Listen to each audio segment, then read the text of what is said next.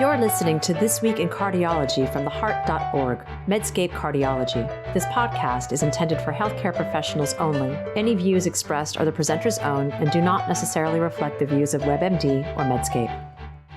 Hi, everyone. This is John Mandrola from theheart.org, Medscape Cardiology, and this is This Week in Cardiology for April 18th, 2025. This week, we'll do a FAME-3 redux, TAVR at 5 years, Pacers after TAVR, and Mavacamten doesn't look like a wonder drug. So the first topic is the FAME-3 trial at 5 years. The authors of FAME-3 presented results at 5 years at the ACC meeting. Now recall that FAME-3 first published in the New England Journal of Medicine in 2021 compared FFR-guided PCI to CABG in patients with 3-vessel coronary disease. Now the one-year results were quite clear. CABG dominated. A primary endpoint of death, MI, stroke, or repeat revascularization occurred in 10.6% of patients in the PCI arm versus 6.9% in a CABG arm. That hazard ratio of 1.5 or 50% worse with PCI had 95% confidence intervals that went from 1.1 to 2.2. Since the non-inferiority margin was 1.65 or 65% worse, PCI did not even reach non-inferiority. Of note, all components of the primary endpoint favored CABG. The incidence of death, myocardial infarction, or stroke was 7.3% in the PCI arm versus 5.2% in the CABG group. That hazard ratio was 1.4, but the confidence intervals was 0.9 to 2.1. Now, before I tell you the 5-year results, I should set the stage regarding the PCI versus CABG for multivessel disease situation. And it's all bad for PCI. There are 3 trials before FAME-3. Now, there were slight variations of the MACE primary endpoint of these trials, but you had Syntax in 2009, CABG superior to PCI, the absolute risk reduction 5.4%, and then T18. Freedom 2012, diabetic patients found CABG superior to PCI, absolute risk reduction 7.5%, and NT of 13. And the BEST trial 2015 found CABG superior to PCI with similar absolute risk reductions and NT of 19. But the hypothesis of FAME-3 was that FFR PCI would be such a great advance that it would help PCI be equal to CABG. And the one-year results did not show that, not even close, really. But now the 5-year results look better. In fact, the headlines, such as this one, stents as good as surgery for triple vessel disease, these kinds of headlines were common after the results were presented at ACC. Now, one final thing before I go over the 5-year results. The FAME-3 authors also updated the 3-year results in circulation in 2023, and of course, I'll link to these studies. Now here, the FAME-3 authors do something interesting. They left out urgent revascularization as part of the primary endpoint and focused on the secondary MACE endpoint, the 3-point endpoint of death, MI, and stroke. Now the abstract of the 3-year results said there was no differences in the outcome, but the numbers were interesting. It was 12% versus 9.2% for PCI and CABG. So this was a 2.8% absolute risk reduction with CABG. It just barely missed significance with a hazard ratio of 1.3. That's 30% worse with PCI. The 95% confidence intervals, get this, 0.98 to 1.83. So it's buried in the 3-year paper, but the primary endpoint, the original primary endpoint of death, MI, stroke, and repeat revascularizations was 18.6 versus 12.5 PCI versus CABG. So that hazard ratio is 1.5 with a highly significant p-value of 0.002. Now, I'm going to give a prelude to my criticism of the 5-year paper now. If the primary endpoint was good for the 1-year results, why isn't that endpoint the focus at 3 and 5 years? I am asking because I don't understand why the change should focus on the different endpoints. All right, now, Lancet published the 5-year results. Once again, the FAME-3 authors focused on the secondary MACE endpoint of just the death, MI, and stroke. They write, quote, The primary outcome of this analysis, the composite of death, stroke, or MI, assessed at 5 years, was pre-specified, but not explicitly powered or adjusted for multiple comparisons. That's their words, not mine. FAME-3 originally randomized 1,500 patients with three-vessel disease to FFR, PCI, or CABG. The average age at the start of the trial was 66 years, 82% were men. For the 5-year paper, about 95% of patients had follow-up. And at 5 years, 16% of the patients in the PCI arm had a composite of death, MI, or stroke versus 14.1% in the CABG arm. The resulting hazard ratio of 1.16 or 16% higher of events in the PCI arm had a confidence interval of 0.89 or 1.52. And so you know that those confidence intervals, the p-value would be high, and it was indeed 0.27, so non-significantly different. But you also know that the confidence intervals are wide, right? Ranging from PCI being 11% better than CABG or PCI being 52% worse than CABG. Death rates were 7% in both arms. MI, however, was 57% worse in the PCI arm, and that difference was due to spontaneous non-procedural events being higher in the PCI arm. Strokes were also quite similar. Now, I know what you're asking. You're asking, what if they used the original endpoint, including the repeat revascularization?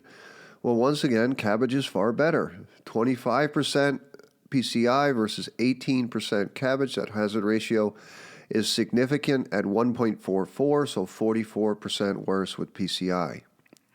Now, the authors found no significant interactions in any of the subgroups except for the syntax score, which quantifies the severity of the CAD in patients with a low syntax score less than 22 had no difference in outcomes, but those with a high syntax score, more complex coronary disease, did better with CABG.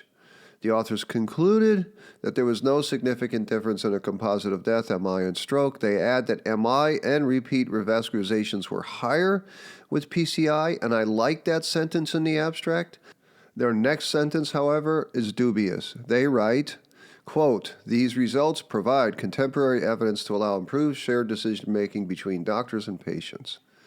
Now, my comments. I'm sorry, I don't like this business, not at all.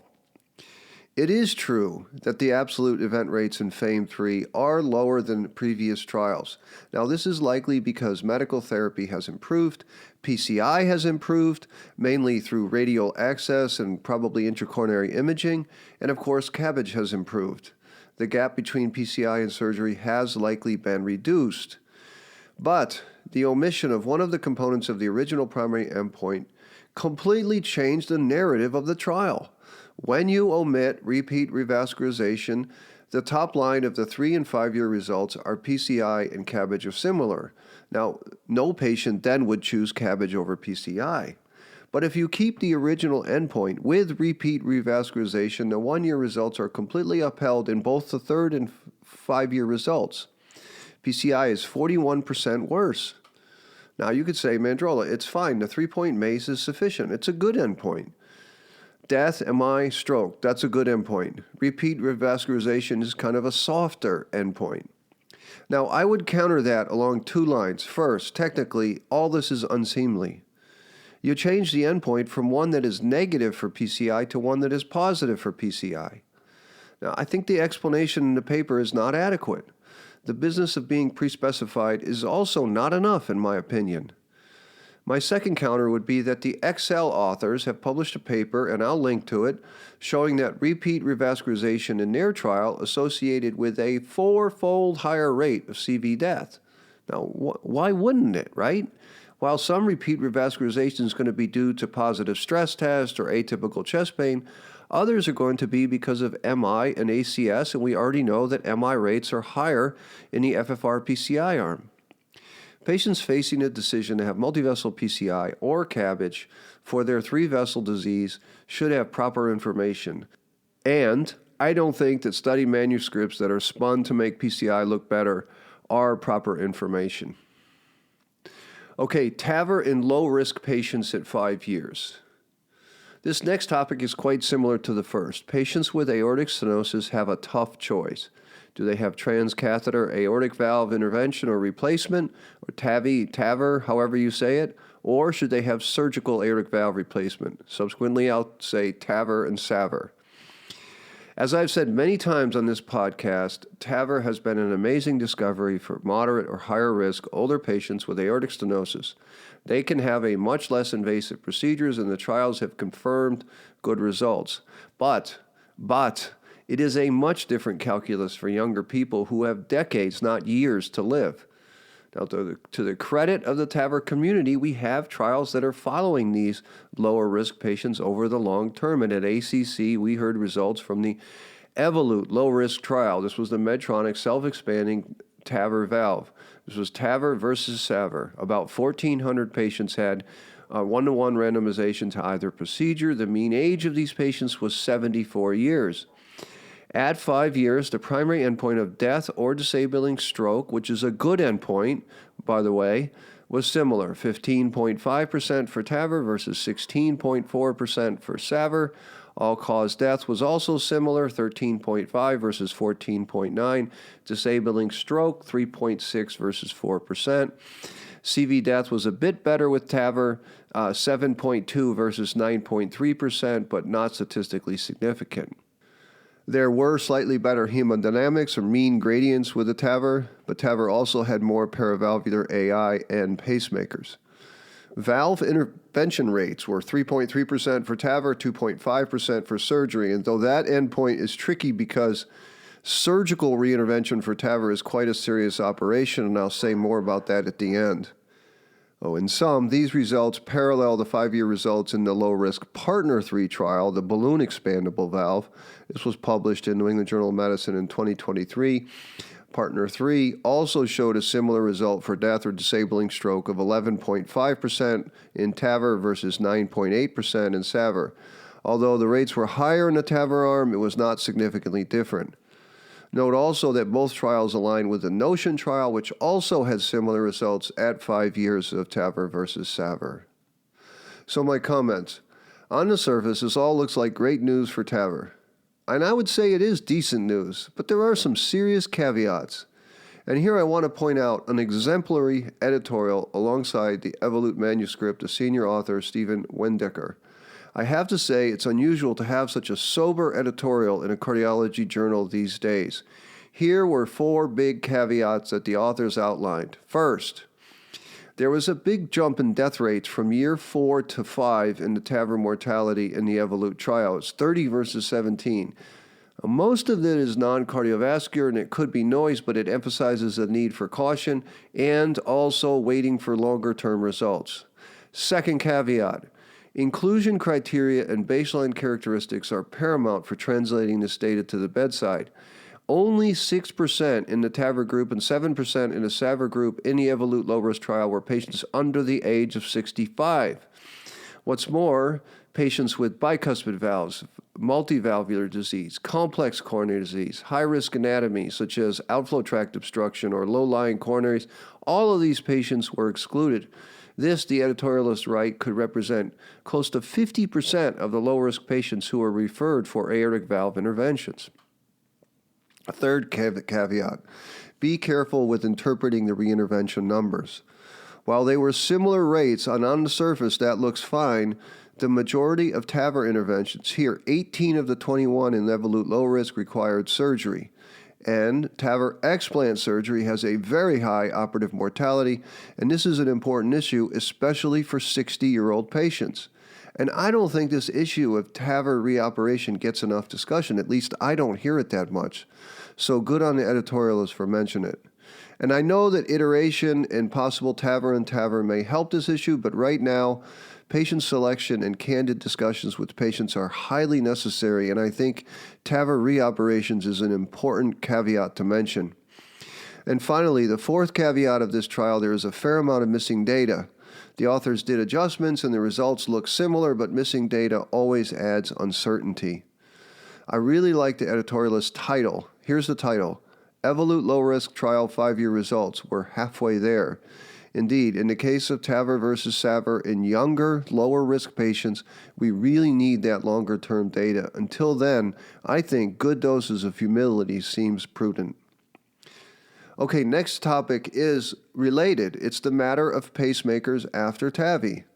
Now, the Evolute low-risk authors expressed relief that the higher pacer rate did not affect mortality or CV mortality in their trial. But a study presented at ERA as a late-breaking trial suggests that such reassurance may be misguided. Patrick Batischer from the Productive Group in Basel, Switzerland, presented data from the Swiss registry. Now, this is real-world observational data, which actually may be better for identifying complications in real-world practice, outside the confines of these carefully selected RCTs. Their study included more than 13,000 patients. These were 83-year-old patients, about half female and half had self-expanding valves. 15% of patients required pacing within 30 days post-TAVR. And at 1-year follow-up, after adjusting for the many baseline differences between patients who got pacers after TAVR versus those that did not, patients who had pacers had a 15% higher overall mortality and a 25% higher CV mortality when compared to those who did not have pacing after TAVR. Both of these results were statistically significant, and these trends persisted at 5 and 10 years of follow-up. They also noted that an LVEF decline of more than 10% was more common in patients requiring pacing, and patients with pacing requirements also were more likely to have heart failure symptoms. So my comments. The authors acknowledge that other observational studies have found similar outcomes in patients requiring pacing after TAVR, but other studies have found similar results to theirs, in other words, worse outcomes. And of course, they also acknowledge that this is observational data comparing outcomes, and the worse outcomes in patients with heart block after TAVR could be due to baseline abnormalities. But I seriously doubt this is due to confounding. First of all, recall that RCTs are often not the best way to detect adverse effects. One reason is that trials enroll the best patients at the best centers, and doctors that are operating on patients in trials are super careful. For another reason, I can cite you papers, even one that I co-authored, showing that many trials don't do well at adverse event reporting. Observational registry data is a good way to see signals of adverse effects. Now, the other reason why I think this is likely to be a true association is that since most of these patients have received standard RV pacing, there's clearly going to be worse outcomes. Now, look, RV pacing is better than asystole, but it is less than ideal for many patients. The Swiss study was presented at ERA, and there was a discussion of whether conduction system pacing will mitigate these worse outcomes. Of course, conduction system pacing will prevent a lot of pacing-induced cardiomyopathy, but conduction system pacing is kind of hard to do. It depends on skills, but it also won't prevent the matter of having hardware in the heart and vessels. It won't prevent the risk of generator changes, which is big. Again, a pacer in an 88-year-old who's dying of aortic stenosis is a much less of a problem than a pacemaker in a 65-year-old who might then need 2 gen changes in their life. And my friends, I just want to say something about generator changes. I'm kind of an older doctor, so I do a lot of pacemaker generator changes, and these are increasingly harrowing because we do them on patients with 10 to 20-year-old leads, and if you get an infection of a generator change, it's an utter disaster for the patient. Okay, next topic is about Mavacamten. Now, this looks to have very specific indications. The cardiac myosin inhibitor Mavacamten has shown promising results in patients who have hypertrophic obstructive cardiomyopathy, that's HCM and LV outflow tract obstruction. In the Explorer-HCM trial published in The Lancet in 2020, Mavacamten improved exercise capacity, LV outflow tract obstruction, New York Heart Association functional class, and health status in patients who had obstructive hypertrophic cardiomyopathy. These patients had a mean gradient of 50 millimeters of mercury. And then in the Valor HCM trial published in JAMA Cardiology in 2023, Mavacamten reduced the need for surgical myectomy in patients with obstructive hypertrophic cardiomyopathy. FDA cleared this drug for use in 2022, and both these trials found impressive differences or reductions in the gradient. And I've referred patients for Mavacamten treatment. It's not an easy drug to prescribe because of all the echo requirements, but it is the clearly an advance for these patients. But, the The same drug did not pass muster in the Phase 3 Odyssey HCM trial, which enrolled patients with HCM without left ventricular outflow tract obstruction. And I'm not sure if this is true, but at least in my experience, HCM without obstruction is much more common than obstructive HCM. In the press release, the makers of Mavacamten, Bristol Myers Squibb, wrote that the drug missed its dual primary endpoint of changes in the KCCQ questionnaire and peak oxygen consumption compared with placebo at 48 weeks of follow-up. The lead author, Dr. Milind Desai, wrote, quote, "The findings of this trial help us understand that obstructive HCM and non-obstructive HCM are two unique diseases." Well, my comments. I think he's correct. I would also add that this is why RCTs are so important. I mentioned it above in regard to TAVR. You always have to consider the inclusion criteria and patient characteristics. I suspect that a lot of HCM patients these days get referred for Mavacamten treatment who do not have a gradient. This news is clearly a disappointment for these patients, but it emphasizes the need that you have to be careful translating evidence in one group of patients to a different group of patients. Okay, a couple brief comments before I close. I've got a written piece out on cerebral protection during TAVR. Now, this is such a remarkable story. I can't get over it.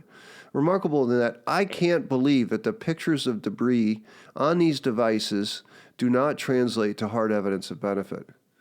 It's also a remarkable story in that an observational study actually predicted the results of a clinical trial, and that is something you don't see every day. So take a look at the written piece up on the heart.org Medscape Cardiology. Okay, finally today, just a few words on Prague 25.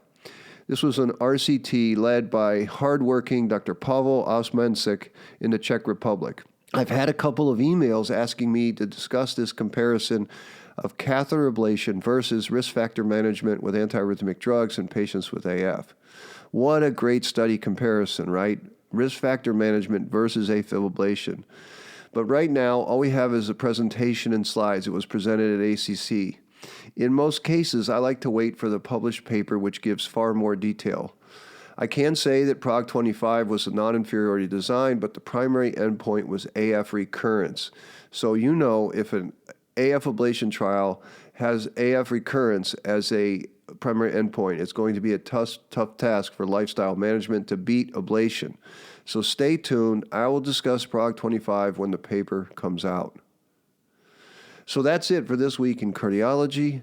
As always, I'm grateful that you listened, and thank you for listening. And remember, if you like this podcast, please take the time to give us a rating, write us a review. If you don't agree with anything I say, write a comment on the heart.org Medscape Cardiology webpage, or send me an email and we'll discuss it. I learned from these comments. Until next week, this is John Mandrola from the heart.org Medscape Cardiology.